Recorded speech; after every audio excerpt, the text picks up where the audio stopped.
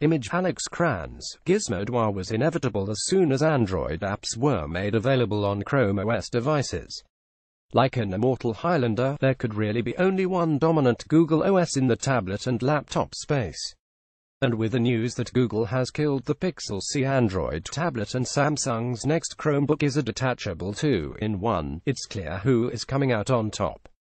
Sorry Android fanboys, Chrome OS is likely the future of cheap tablets and laptops.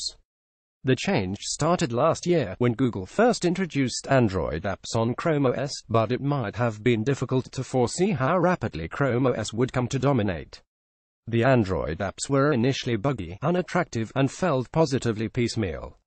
But over the last year and a half, incremental improvements rapidly united the two disparate OSes.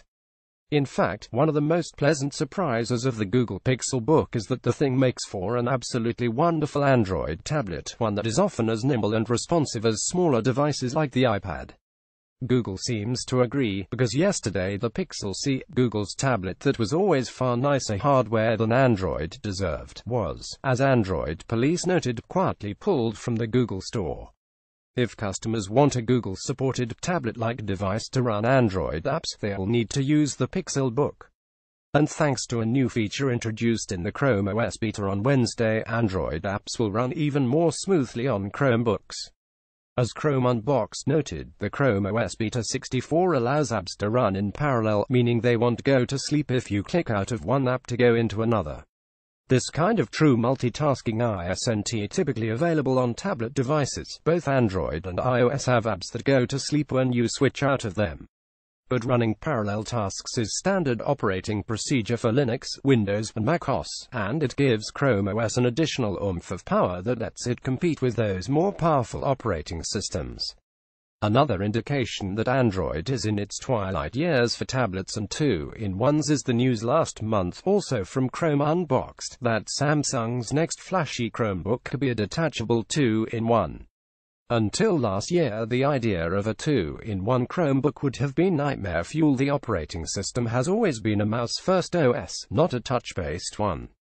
Google's strides in improving it, and pulling the absolute best pieces of Android to create a rich new fusion, is apparently encouraging enough for Samsung to attempt the uncommon Chromebook form, and as Samsung's last sleek Chromebook was just $500, this could mean a true inexpensive Google rival for the likes of the iPad. But we can't count Android out just yet as a tablet operating system. It's still at the heart of every Amazon Fire tablet, and just last year Amazon boasted that the $50 variant of its budget device was the top-selling tablet in the US. But overall tablet sales have seen a decline in the last year, and Android has been hit harder than Apple. Changing tactics and pushing the best of Android-its apps onto an operating system that's more capable of productivity could be just the ticket to giving tablets a second life, not as content consumption machines but as content creation ones.